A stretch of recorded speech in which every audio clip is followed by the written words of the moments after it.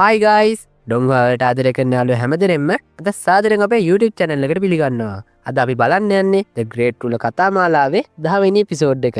channel එකට අලුත් කෙනෙක් ඉන්නවනම් අදම නම් අපේ වීඩියෝස් බලන්නේ ඊට කලින් දාලා තියෙන වීඩියෝස් බලලා ඉන්න කියලා මතක් කරනවා. මොකද මේ කතාව ඔයාලා මුලින් ඉඳන් බලන් ආවොත් තමයි ඔයාලට හරියටම තේරෙන්නේ. එහෙනම් ඉතින් subscribe කරලා එකතු වෙන්න කියලා මතක් කරන ගමන් අපි යන් අද වීඩියෝ එකට.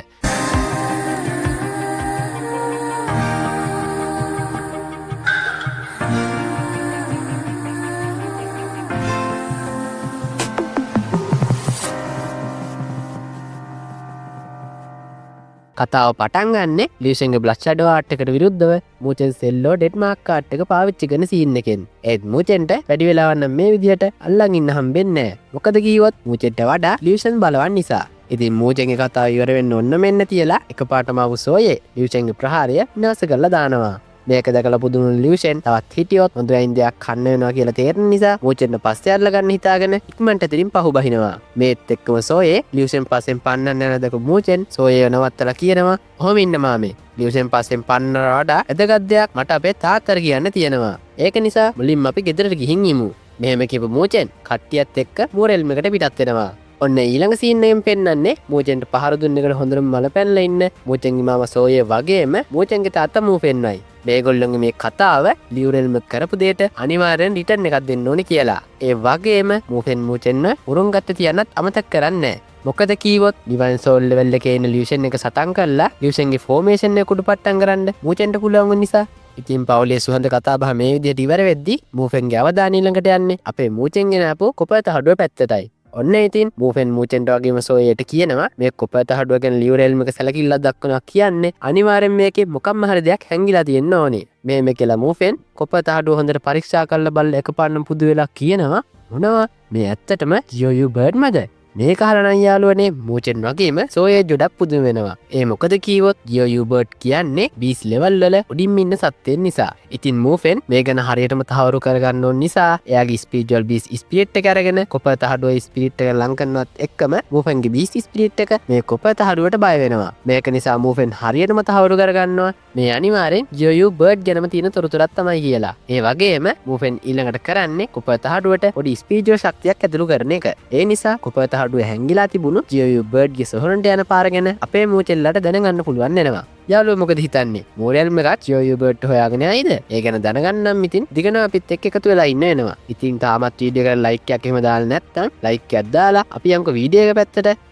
කතාවේ ෆ්‍රේම් එක වෙනස් වෙනවා. රෙල්ම් වලින් ගොඩක්ම නපුරු රෙල්ම් එකක් එන දරුණු ලියු රෙල්ම් එකට. යාළුවනේ මෙතනදී ලියුෂන් මූචෙන්ගෙන් කොපත හඩුව ගන්න බැරි වුණේ සෝයේ ආපු නිසා. නැත්නම් මම ඒක අනිවාර්යෙන් ගේනවා කියලා හේතු කියන්න ගිහින් ලියුෂින්ටියන්ගෙන් හොඳයින් පාරක් කනවා. ඊළඟට කතා කරන ෂින්ටියන් කියන්නේ මෝරෙල්ම් එක කොපත හඩුව ගත්ත එක ප්‍රශ්නයක් නෑ. දැන්ම අපේ අයව ඩාර්ක් කැබී වලට යන්න සූදානම් කරන්න. මෝරෙල්ම් එකේ අයව හෙදි හම්බුනහම මං ඒ ගැන බලා ගන්නම්. අනික ජියෝ බර්ඩ් මගේ අතතාව කියන්නේ මේ උතුරු ආධ්‍යාත්මික බලප්‍රදේශයේ ලියුරෙල්ම් එකට උඩින් යන්න කවුරුත්ම නිර්භීත වෙන එකක් නැහැ. ඉතින් ලියුරෙල්ම් එකේ අය හෙන්න හැත් වෙනකොට මූරෙල්ම් එකේ සෝයේ මූෆෙන්ට කියනවා අනිවාර්යෙන් ෂින්ටියන් ජියෝ බර්ඩ් හොයනවා කියන්නේ අපිට ඒ ගැන හොයලා බලන්න වෙනවා. මොකද ෂින්ටියන් අතර ඒ වගේ බලයක් හම්බුණා කියන්නේ උතුරු ආධ්‍යාත්මික බලප්‍රදේශයේ ලොකු කරදරයකට වැටෙනවා. අනික අපි කාටවත් එයාව නවත්තන්න බැරි වෙනවා. ඒකෙන් අපේ මූරෙල්ම් එකටත් ලොකු කරදරයකට මුහුණ දෙන්න වෙනවා. යාළුවනේ සෝයේගේ මේ කතාව අහන් ඉඳපු මූෆෙන් කියනවා ඔව් මේක ලොකු ප්‍රශ්නයක් තමයි. ඒත් මේ දේ සම්බන්ධ ඩාර්ක් කැබී වලට උතුරු ආධ්‍යාත්මික වනාන්තරයේ දරුණුම තැන තමයි ඩාර්ක් කැබී කියන්නේ. ඒක නිසා අපි ගොඩක් පරිස්සමෙන් මේ දේත් එක්ක කටයුතු කරන්න ඕනේ. මෙහෙම කියපු මූෆෙන් ආයෙම කියනවා හැබැයි අපිට පොඩි වාසියක් තියෙනවා. ඩාර්ක් කැබී වල අවුරුද්දකට සැරයක් ශක්තිය දුර්වල වෙන කාලයක් එනවා. මේ යන්නේ ඒ කාලේ. අපිට මේක හොඳ අවස්ථාවක්. සෝයේ මේ ගැන බලන්න කණ්ඩායමෙන් ලැස්ති කරන්න. අපි ඩාර්ක් කැබී වලට යන්නයි හදන්නේ. යාළුවනේ සෝයේ ඒ ගැන බලන්න ගියාම අපේ මූචෙන්ගේ කතාව ඩාර්ක් කැබී වලට යන්නලු. මේක අහලා මූෆෙන් ගත්යටම කියන්නේ නෑ ඔයාට එහෙ යන්න බෑ. ඩාර්ක් කැබී කියන්නේ ගොඩක් භයානක තැනක්. ඒත් යාළුවනේ මූෆෙන් එහෙම කීවම මූචෙන් නම් කියන්නේ අනේ තාත්තේ මට ස්පිරිචුවල් ලෑන්ඩ් එකේ ඉඳලා හොඳ පළපුරුද්දක් තියෙන එකේ ඕක මොකද්ද? යාළුවනේ මූචෙන්ගේ ඇඳියා වහන් ඉතු මූෆෙන් පොඩ්ඩක් හිතලා බලලා කියනවා හරි එහෙනම් ඔයාට ඔච්චරම ඕනනම් අපි යන්. හැබැයි ඔයා ඉක්මනට ස්පිරිචුවල් මූමන් ලෙවල් එකේ අන්තිම අදියරට උසස් වෙන්න ඕනේ. එහෙම වුණොත් විතරයි මං ආව එක්කයි යන්නේ. මේකට මූචෙන් එකඟ වෙනවා වගේම මේ කතා බහ ඉවර වෙලා මූෆෙන් යන්න හදනවත් එක්කම මූචෙන් එකපාරටම අහනවා තාත්තේ ඔයා ග්‍රේට් බුද්ධ ආර්ට් එක ගැන දන්නවද කියලා. මේක අහපු මූෆෙන් ටිකක් පුදුම වෙලා කියනවා පුතා මූචෙන් මං ඒ ගැන දන්නේ ගොඩක් අඩු විස්තර වගේක්. ඔයාට ඒ ගැන දැනගන්න පුළුවන් කෙනෙකුට ඉන්නේ ඔයාගේ අම්මා විතරයි. මොකද ග්‍රේට් බුද්ධ ආර්ට් එක ඔයාගේ අම්මා ඔයා වෙනුවෙන් ඉතුරු කරලා ගිහපු වස්තුවක්. මේ කාලා මූචෙන් හැංගීම් බර වෙනවත් එක්කම මූෆෙන් මූචෙන්න පොඩි ගමනක් එක්ක යනවා. ආයමත් කතාවේ ෆ්‍රේම් එක මාරු වෙනවා මූරෙල්ම් එකේ ස්පිරිට් කලෙක්ටිං ෆෝමේෂන් ඩිපාර්ට්මන්ට් එකට. දැන් මේ මූෆෙන් මූචෙන් එක්කගෙන ඇවිල්ලා තියෙන්නේ අන්න එතනට. මෙහෙම එනකම මූෆෙන් මූචෙන්ට කියනවා අපේ මූරෙල්ම් එකේ ශක්තිය දැන් දියුණු වෙන වේගෙ ගොඩක් අඩු වෙලා තියෙන්නේ. ඒක අපේ මූරෙල්ම් එකට ගොඩක් අවාසි සහගතයි. ඒ නිසා පුතා මූචෙන් මන් තීරණය කළා දෙවන මට්ටමේ ස්පිරිට් කලෙක්ටිං ෆෝමේෂන් එකක් නිර්මාණය කරන්න. මෙහෙම කියලා මූෆෙන් මූචෙන්ට එක පුජ්‍යලයක් පෙන්නලා කියනවා අර ඉන්නේ අපේ ස්පීඩ් ෆෝමේෂන් සම්බන්ධව කටයුතු කරන මිස්ටර් මැල්ලින්. මූෆෙන් මෙහෙම කියනවත් එක්කම අපිට මිස්ටර් වැල්ලින්ව පෙන්නනවා. යාළුවනේ මෙයා පළවෙනි මට්ටමේ ස්පීඩ් ෆෝමේෂන් මාස්ටර් කෙනෙක්. ඔන්න මූෆෙන් මූචෙන්ට කියනවා ඔයාට ස්පීඩ් ෆෝමේෂන් ගැන ඕනම දෙයක් මිස්ටර් වැල්ලින්ගෙන් දැනගන්න පුළුවන්. මේ අතර මිස්ටර් වැල්ලින් එක මුද්‍රාවන් නිර්මාණය කරනවා වගේම මේක දැක මූචෙන්ගේ ඊළඟ ප්‍රශ්නේ වෙන්නේ මොකක්ද කියලා. ඉතින් මූෆෙන් මූචෙන්ගේ ප්‍රශ්නෙට උත්තරයක් විදිහට කියන්නේ ඒකද ඒ මේ ස්පීඩ් සීල් එකක්. ඒව යොදාගෙන තමයි ස්පීඩ් ෆෝමේෂන් නිර්මාණය කරන්නේ. මේක අහපු මූචෙන් ඒක දිහා හොඳට බලන් ඉඳලා තේරුම් ගන්නවා ඒකත් හරියට සෙල්ලෝ ඩෙට්මාර්ක් ආර්ට් එක ක්‍රියාත්මක කරන විදිය සමාන විදියකටමයි නිර්මාණය කරන්න කියලා. මෙහෙම හිතලා මූචෙන් ස්පීඩ් සීල් එකක් නිර්මාණය කරන්න try එකක් දීලා බලනවා. ඔන්න යාළුවනේ ඒ අතර තමන්ගේ වැඩේ ඉවරන මිස්ටර් වැල්ලින් මූෆෙන් ළඟට ඇවිත් කියන්නේ රජතුමනි අපි දෙවන මට්ටමේ ස්පීඩ් කලෙක්ට් ඉන්ෆෝමේෂන් එක හදන්න ලෑස්ති වෙන ගමන් ඉන්නේ. ඒ වගේම අපිට ඉක්මනට ඒ වැඩේ පටන් ගන්න පුළුවන්. මේකට මූෆෙන් හරි කියනවත් එක්කම මිස්ටර් වැල්ලින්ගේ හැයන්නේ ස්පීඩ් සීල් එකක් හදාගන්න තටමන අපේ මූචෙන් ගාවටයි. ඒ වගේම මිස්ටර් වැල්ලින් අහනවා මූෆෙන්ගෙන් මේ කවුද කියලා. ඒකට උත්තරයක් විතර මූෆෙන් කියන්නේ මේ ඉන්නේ මගේ පුතා මූචෙන්. මේ කාලේ මිස්ටර් වැල්ලින් මූෆෙන්ගෙන් අහනවා ඒ කියන්නේ තරුණ මාස්ටර් මූචෙනුත් ස්පීඩ් ෆෝමේෂන් මාස්ටර් කෙනෙක්ද කියලා. ඒකට හිනාවන මූෆෙන් කියන්නේ අපෝ නෑ එයා කවදාවත් ස්පීඩ් ෆෝමේෂන් ඉගෙන නෑ මම මේ එයා ආසයි කියව නිසා පෙන්වන්න එක්කාවා. මූචෙන් මේ මිස්ටර් වැල්ලින් කරපු දේ දිහා බලන් ඉඳලා ඒක උත්සාහ කරන්න බලන්න ඔය. ඉතින් මේක අප මිස්ටර් වැල්ලින් හිනාවක් දාලා කියනවා ඒක නම් වෙන්න බැරි දෙයක්. කොහොමද කෙනෙක් බලාගෙන ඉඳලා ස්පීඩ් සීල් එකක් නිර්මාණය කරන්නේ. යාළුවනේ මිස්ටර් වැල්ලින් මෙහෙම කීව එක ඊළඟ තප්පරේදී ආපහු එයාටම ගන්න වෙනවා. මොකද කිව්වොත් මූචෙන් මේ දෙන්නම පුදුම වෙන විදිහට සාර්ථකව ස්පීඩ් සීල් එකක් නිර්මාණය කරන්න සමත් වෙනවා.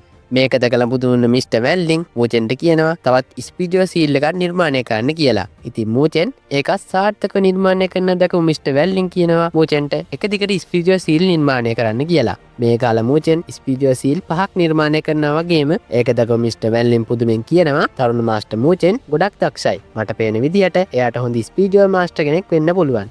මේ කතාව අහන් ඉඳ මූෆෙන් මූචෙන්ට කියනවා මිස්ටර් වැල්ලින්ගෙන් ස්පීඩ් ෆෝමේෂන් ගැන ඉගෙන ගන්න කියලා. මේකට මූචෙන් හා කියනවත් එක්කම මිස්ටර් වැල්ලින් නම් කියන්නේ රජතුමනි මට තරුණ මාස්ටර්ගේ ගුරුතුමා වෙන්න තරම් සුදුසු ගමන් නැහැ. හැබැයි මං තරුණ මාස්ටර් මූචෙන්ට ස්පීඩ් ෆෝමේෂන් වල මූලික දැනුම කියලා දෙන්නම්. මෙහෙම කියපු මිස්ටර් වැල්ලින් මූචෙන්ට ස්පීඩ් ෆෝමේෂන් වල මූලික දේවල් ටික කියලා දෙනවා වගේම උහුණු වෙන්න කියලා spirit tap information and soul captivation formation කියන ෆෝමේෂන් සම්බන්ධ මන්ත්‍ර දෙකක් මූචෙන්ට දෙනවා. ඉතින් මූචෙන් එකට ස්තුති කරලා වරගන්නවා වගේම මිස්ටර් වැල්ලින් ආයිමත් කියනවා තරුණ මාස්ටර් මූචෙන්ට ලොකු දක්ෂකමක් තියෙනවා. ඒත් මුරණ්ඩු වෙන්න යන්න එපා. දක්ෂ වුණ පළියට ඇත්ත ස්පීඩ් ෆෝමේෂන් මාස්ටර් කෙනෙක් වෙන්න බෑ. මේකට මූචෙන් හරි කියනවා වගේම මූෆෙන් තමන්ගේ හිත ඇතින් සතුටින් හිතනවා මූචෙන් නම් ජියාන්ගේ පුතාම තමයි. එයාට ජියාන්ට තිබ්බ වගේම ස්පීඩ් ෆෝමේෂන් සම්බන්ධ දක්ෂතාවයක් තියෙනවා. ඉතින් යාළුවෝ බලනවා ඇති කවුද මේ ජියාන් කියන්නේ කියලා. ඒ තමයි මූචෙන්ගේ අම්මා. දැන් ඉතින් යාළුවෝ මූචෙන්ගේ අම්මා ගැන අහන්න යන්න එපා මගෙන්. මොකද කතාව ඉස්සරහට යනකොට අපිට ඒ ගැන කතා කරන්න හම්බෙයි. එතකොට මං කියන්නම්. එතකන් ඉවසන් ඉන්නකෝ. ඔන්න යාළුවනේ මෙතනින් මේ සීන් එක කට් වෙනවා වගේම ඊළඟ සීන් එකෙන් අපිට දකින්න හම්බෙන්නේ අපේ මූචෙන් මෙඩිටේට් කරන ගමන් ඉන්නවා. ඒ වගේම මේ වෙලාවේදී අපේ මූචෙන් සාර්ථකව ස්පීඩ් මූවමන්ට් ලෙවල් එකේ අන්තිම අදියරට උසස් වෙනවා. ඉතින් දැන් එයාට තාත්තල එක්ක ඩාර්ක් කැබි වලට යන්න පුළුවන් කියලා හිතන ගමන් මූචෙන් තව කල් තියෙන නිසා ස්පීඩ් ෆෝමේෂන් පුරුදු වෙන්න ඒ කාලය යොදා ගන්නවා. මෙහෙම දවස් ගානක්ම මහන්සි වෙලා මූචෙන් ස්පීඩ් ෆෝමේෂන් පුරුදු වෙනවා වගේම අන්තිමේදී මිස්ටර් වැල්ලින් එයාට දුන්න ස්පීඩ් ෆෝමේෂන් දෙකම සාර්ථකව නිර්මාණය කරන්න මූචෙන්ට පුළුවන් වෙනවා. යාළුවනේ මෙහෙම දවස් එකින් එක ගත වෙනකොට මූෆෙන්ට සෝයේ ඇවිත් කියනවා ලූෂින් කියන් වගේම ලියුරෙල්ම් එකේ අය ඩාර්ක් කැබි වලට යන්න පිටත් වෙලා කියලා. මේ කාලා මූෆෙන් සෝයගෙන් අහන්නේ අපේ අය ඔක්කොම ලෑස්තිද කියලා. මේකට උත්තර දෙන සෝයේ කියනවා ජෙනරාල් චෙන්සියම් වගේම අනික් සෙබළුන් ලෑස්ති. ඒත් මූචෙන් තාම එයාගේ පුහුණු වීම වල ඉන්නේ. ඉතින් මේ කාංගින්ද මූහෙන් ටිකක් හිතලා බලලා කියනවා මේ ගමන ගොඩක් භයානකයි. අපි මූචෙන්න ගෙදර නවතලා එයාට එයාගේ පුහුණුවීම් කරගන්න දෙමු. යාළුවනේ මූෆෙන් මෙහෙම කීවට ඒව කොහෙද අපේ මූචෙන් එක්ක. කොහෙද මන්ද ඉඳලා එකපාරටම මූචෙන් කියනවා තාත්තේ ඔයා මට පොරොන්දුවක් දුන්නා ඒක කඩ කරන්න බෑ. ඔයා කීවා මාව එක්ක යනවා කියලා. ඉතින් මේ කාලා මූෆෙන් අහන්නේ ඔයා ස්පීඩල් මූමල් ලෙවල් එකේ අන්තිම අදිරියට උසස් වුණාද කියලා. මේකට මූචෙන් ඕ කියලා පෙන්නනත් එක්කම සෝයේ මාම මූචෙන්ට සුබ පතනවා. ඒ වගේම අපේ මුරෙල් මේකේ අයත් ඩාක් කැබි වලට යන්න පිටත් වෙනවා. යාළුවනේ ඊළඟට අපිට ඩාක් කැබීවල ඇවිදින අපේ මූචෙන් වගේම මුරෙල් මේකේ අය බලා ගන්න පුළුවන්. මේ යන ගමන් සෝයේ අනික් අයට කියනවා අපිට දැනගන්න ලැබුණු විදියට ලියුරෙල් මේකේ අය ඩාක් කැබීවලට බටහිර පැත්තෙන් ඇතුළු වෙලාලු. මට හිතෙන විදියට එයාලව අපිට ඉක්මනට මුණ ගැහි වගේ. යාළුවනේ මේ කතා බහ එක්ක මූරෙල් මේකයි ඉස්සරහට යනවා වගේම අපේ සෝයේ මම ආයෙත් කියනවා සඳහන් වෙන විදියට කවුරුම හරි ස්පීඩ් රින් ලෙවල් එකේ ඉන්නවා නම් එයාලට මේ විසඳුම වලින් බේරෙන්න බැරිලු. හොඳ වෙලාවට අපි ප්‍රතිවිෂයට ආවේ. නැත්නම් අපිට අපේ සෙබළුවත් එක්කන් එන්න වෙන්නේ. ඉතින් මේකට ඕ කියපු මූෆෙල් සෙබළුන්ට කියනවා ඔයාලට ඇහුණනේ මේ වනාන්තරයේදී යුරෙල් මේක විතරක් නෙමෙයි අපේ හතුරු. ඒක නිසා කට්ටියම පරිස්සම් වෙන්න ඕනේ. මේකට සෙබළු හරි කියනවත් එක්කම මූචෙන් කියනවා මේ වනාන්තරයේ උතුරු ආධ්‍යාත්මික තැන්වලට වඩා භයානකයි වගේ මට නම් පේන්නේ. යාළුවනේ මෙහෙම කියලා කටක් ගන්න වෙන්න අපේ මූෆෙන් නැවතිලා කියනවා මට පේන්නේ ඔයාලා ගොඩක් හොඳට හැංගෙන්න දන්නවා වගේ නේද ලියුසින්ටියන්. ඉතින් මේක අහලා දුමාරය අතරින් එළියට එන ගමන් ලියුසින්ටියන් කියනවා ඔයාට හොඳ නහයන්නේ තියෙන්නේ මූෆෙන්. යාළුවනේ ඔන්න ඔහොම ඒ එපිසෝඩ් එක ඉවර වෙනවා. යාළුවෝ මොකද හිතන්නේ ලියුරෙල් මේකයි මූරෙල් මේකයි අතර වලියක් යයිද? අපි ඒ ගැන බලමු ඊළඟ එපිසෝඩ් එකකින්. එහෙනම් අදට මං ගිහින් එන්නම්. මගේ යාළුවෝ හැමෝටම ජය වේවා.